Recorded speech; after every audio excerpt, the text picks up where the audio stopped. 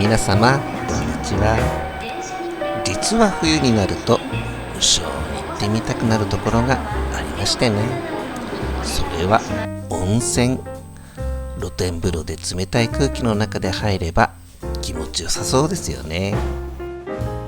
ただ私の場合条件もそれなりにありまして、私の住む千葉から適度な距離で、宿は鉄道の駅から歩けること、そして願わくば雪が見たいでございます。時は12月の中旬、雪見に関しては微妙な季節ですよね。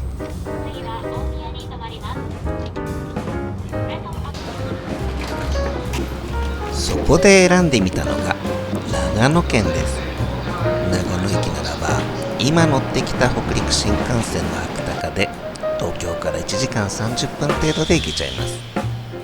北陸新幹線の長野駅は長野冬季オリンピックの開催に合わせ1997年10月に開業しました。この時点では北陸地方までつながっていなかったので、便宜的に長野駅新幹線って呼ばれてましたね。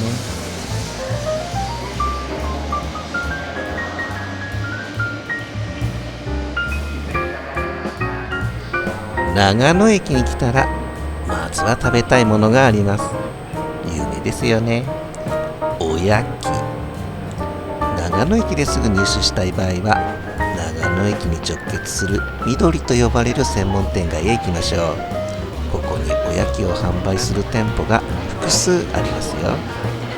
ちなみに私たちが買ってみたのは芋波堂さんです。次に乗る電車の車内で楽しみましょうかね。長野駅からは地下にある長野電鉄に乗車します。真ん中に停車している電車が今回乗車する車両ですね。でもこの形どこかで見覚えがないでしょうか。そうです、現在の車両に置き換わる前の成田エクスプレスですね。長野電鉄は関東で走っていた車両を活用し、元小田急や東京メトロ、東急の車両が使われています。前面にあるスノーモンキーはこの特急車両の名称で、元小田急のロマンスカーは湯煙の名称を持ちます。 JR 時代は特急車両として使用されていた253系でも、長野電鉄では通常の乗車券の他に特急券100円を加算すれば乗車することができます。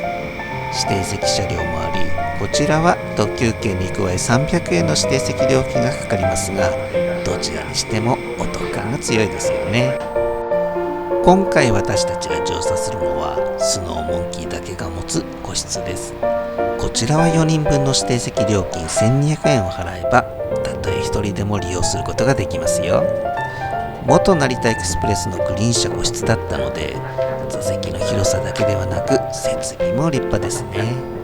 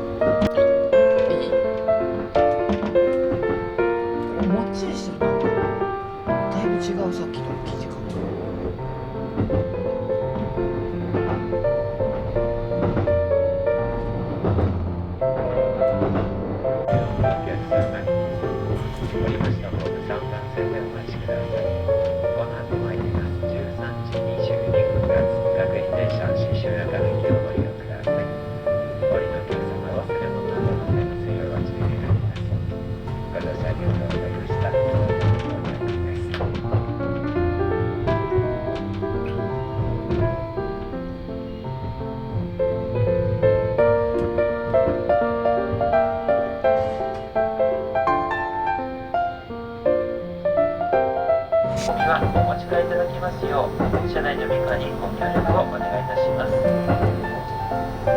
次は小布施に停まります。半分でやんなかった道は左側です。小布施を出ますと次は信州仲間に停まります。小布施駅改札口へは列車後ろの踏切をお渡りください。まもなく小布施降り口左側です。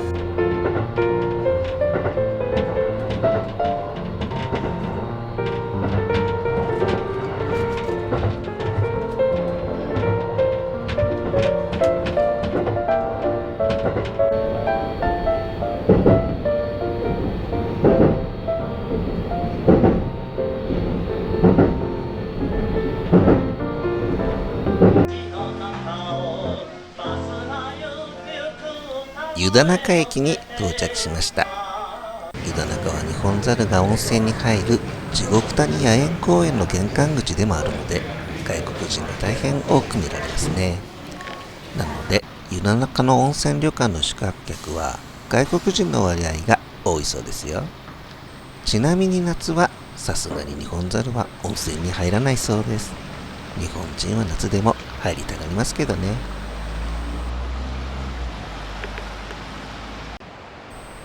今夜お世話になるのは湯田中駅から徒歩で10分程度の距離にある湯田中温泉あぶらや燈千さんです。湯田中温泉の中でも絶えず革新的な改修に取り組む旅館で、現代人がくつろいでくれるであろう環境を常に意識した旅館づくりをされているようですね。油屋はかつてこの地に営んでいた油問屋に由来し、灯火が幾千も明かり続くよう願いを込めて油屋灯千とされたそうです。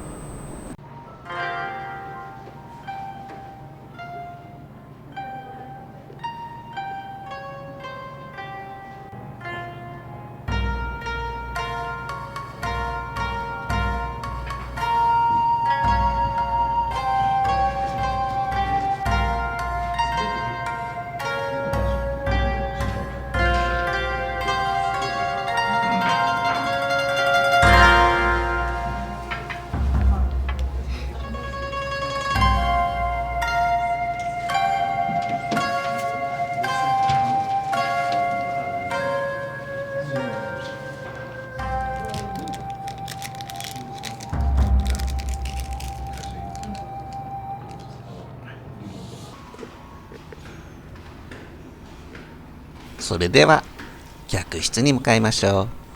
この突き当たりが今回宿泊する客室です。油屋灯千さんでの客室タイプは複数ありますが、今回は灯火亭露天風呂付き客室 B タイプになります。簡単に言えば和室10畳と 4.5 畳に専用露天風呂がつくタイプですね。ベッドがある客室ももちろんあるのですが、ちょっと布団に寝てみたくてね。和室って動画で撮ることがないから撮影するのも難しそうだな。それではどうぞ。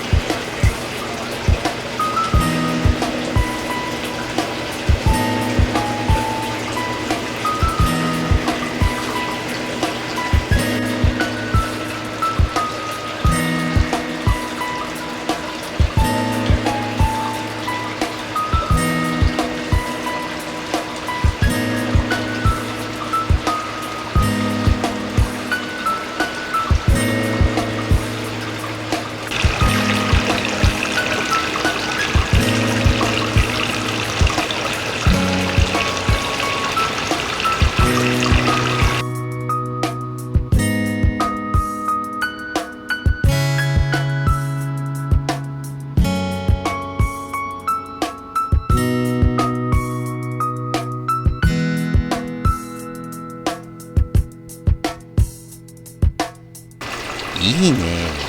客室露天風呂。ただ周囲にあるすだれを見たんですけれども、どうやら固定されているようで巻き上げることはできなさそうです。客室のテーブルの上には追加料理メニューが置かれていました。パッと見たところ、馬刺しが大変気になりますね。長野県は馬刺しに力を入れているので、これは食べてみたいですね。馬刺しを注文した後は手ぶらですが7階に向かいます。客室露天風呂の前に大浴場のお風呂に入ってみましょう。当然撮影はできませんので、入り口の映像だけで勘弁してくださいね。大浴場の様子が気になる方は概要欄にリンクを貼っておきますので、公式サイトをご覧ください。お風呂を出た後は1階にあるテラスラウンジ時へ行きます。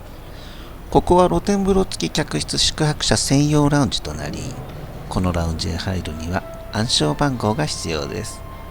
ソフトドリンク、コーヒーなどのドリンク提供のみですが、17時から19時まではスパークリングワイン、ウイスキーやちょっとしたおつまみも並びますよ。テラスの雰囲気もいいですね。ただ冬はちょっと環境的に厳しいかな。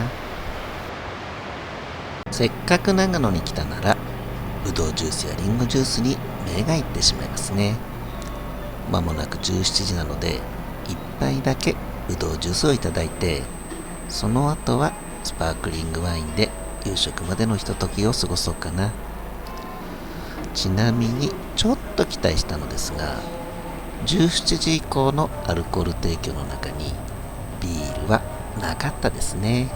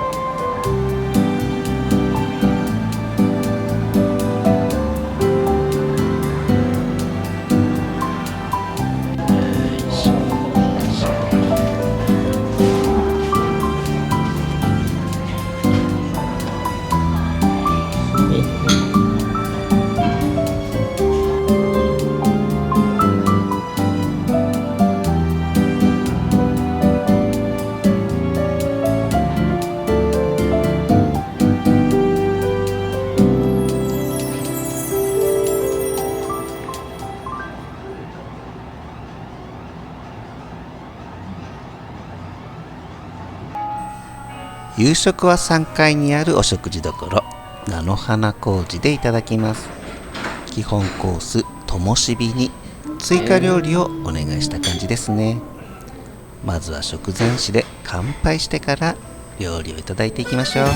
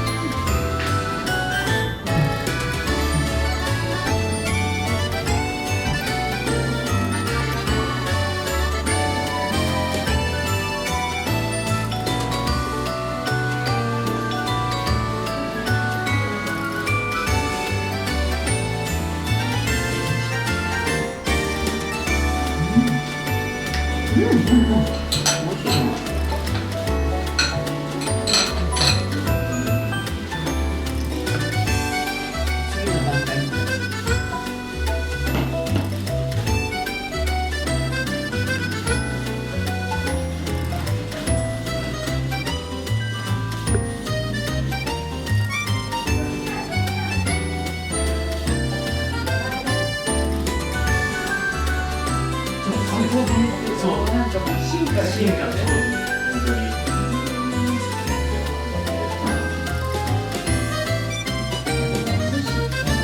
ってみたいと思うんだけど、修行必要ですよね。でも数をこなすのが一番かなと思います。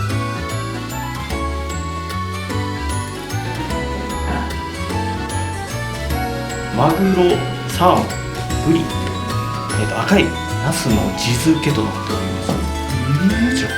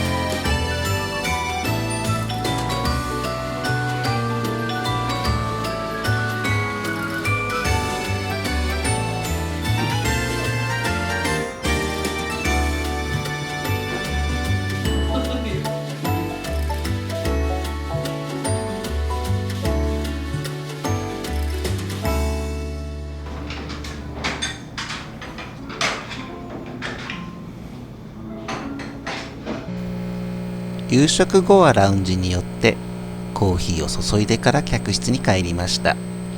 このように持ち帰ることができるカップが用意されていますよ。そしてちゃんとお布団も敷かれていますね。家にいても出かけてもベッドばかりなので、お布団で寝るのは何年ぶりだろうな。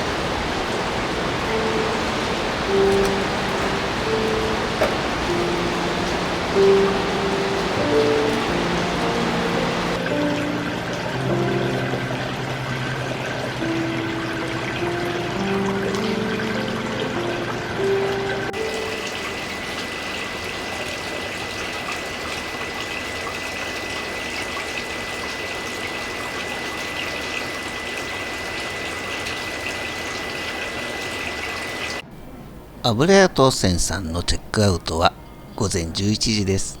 そして私たちが湯田中駅から乗ろうとしている列車は12時30分発です。ちょっと時間が余りますよね。そこで油屋東泉さんの裏手にある施設へ行くことにしました。そこは湯田中ブリュワリーコンプレックス U。 ブリュワリーですよ。ブリュワリー。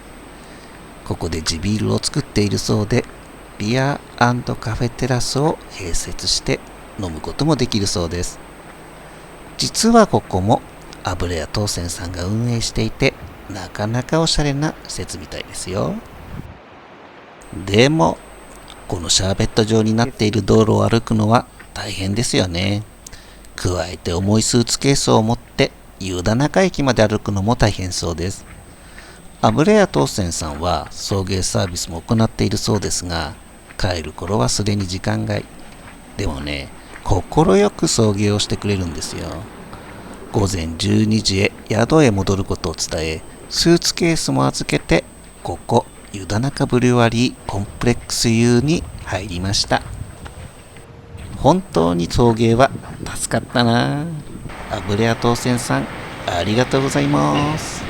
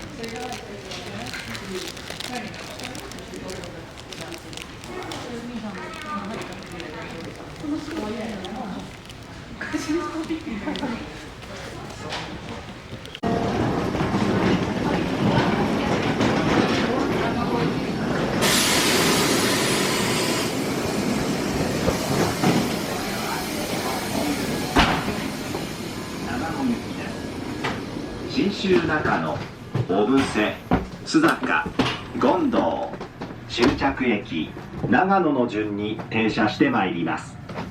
次、特急湯煙長野行きです。これより先は権堂、終着駅湯田中温泉油屋東泉さんでの温泉宿ステイはいかがでしたでしょうか。久しぶりの温泉宿でしたが、やっぱり冬の温泉は最高ですね。交通の便も悪くないし、関東からは手軽に行ける温泉地だと思いますよ。せっかく長野まで来たことだし、もったいないから引き続き北陸新幹線に乗って北陸地方に行っちゃいましょうかね。それでは次回の動画でお会いしましょう。バイバーイ。